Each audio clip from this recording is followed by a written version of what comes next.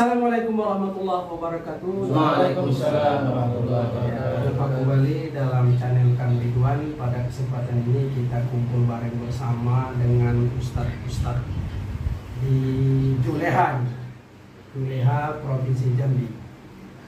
Mungkin barangkali kita salam Juleha dulu. Juleha, Jambi. Bismillahirrahmanirrahim. Mantap. Di sini ya sudah hadir nih Ustaz Nopal, Ustaz Asbi, Subeki, sudah Luo, kemudian Jun ya,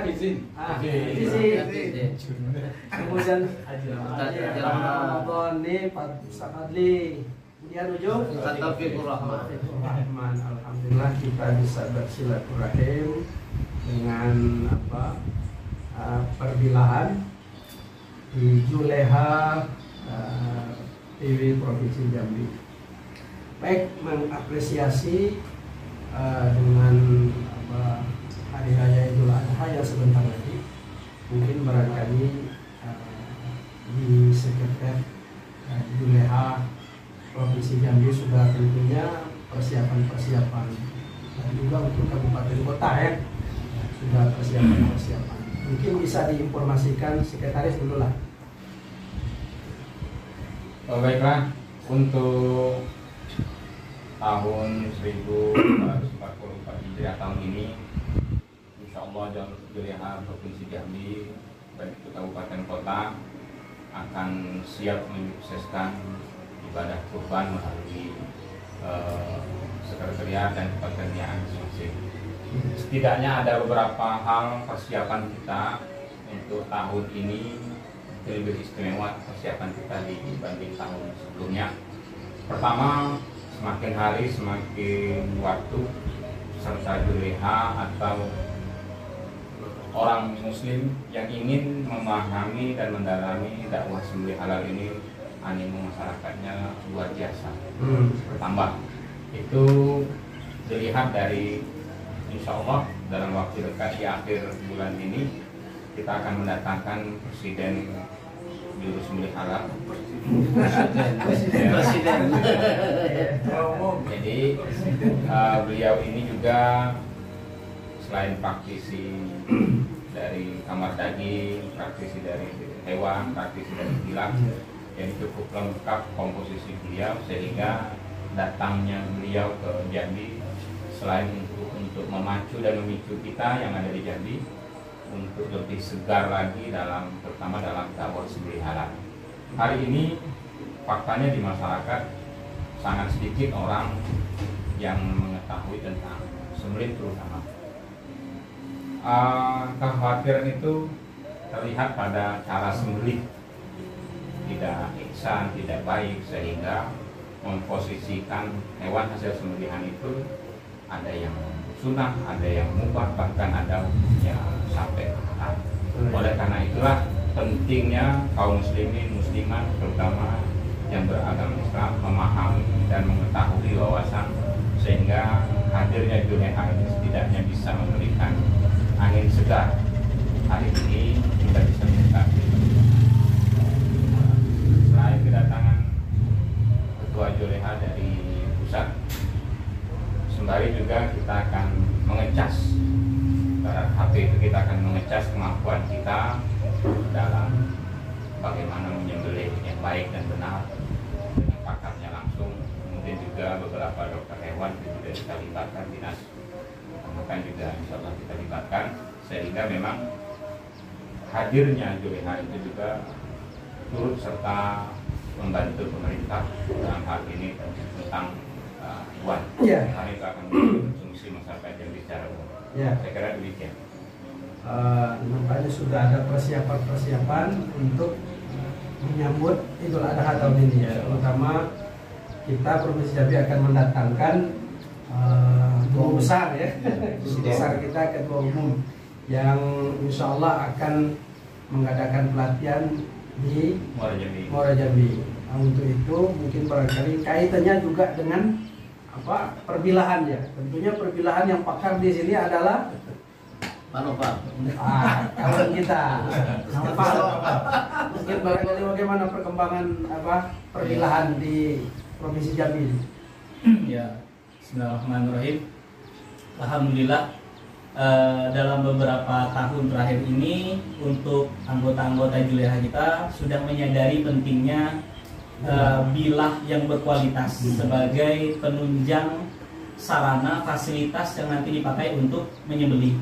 Nah, jadi awal-awalnya masih ada yang memakai bilah yang belum secara standar, kita katakan belum standar bilah Juleha. Tahun ini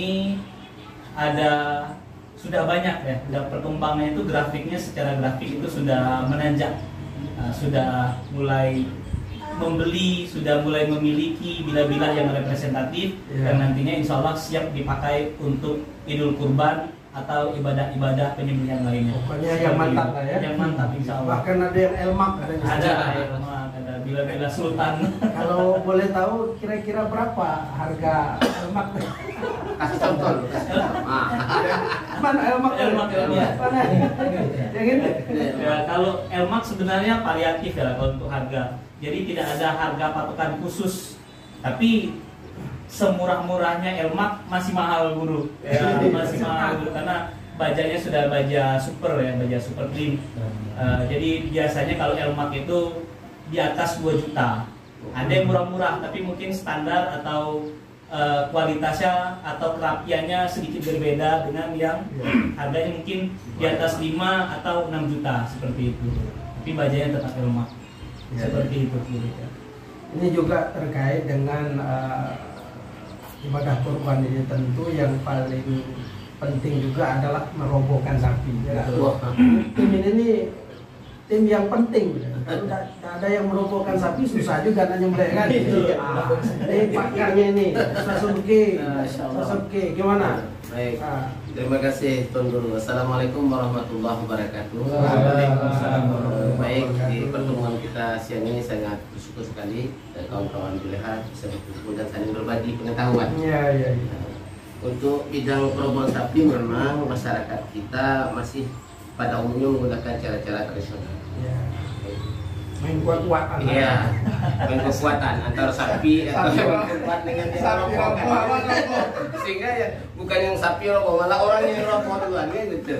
Nah, oleh karena itu memang kita perlukan teknik-teknik khusus dalam merobohkan sapi sehingga sapi ini terlihat ihsan pada saat kita menyembelih.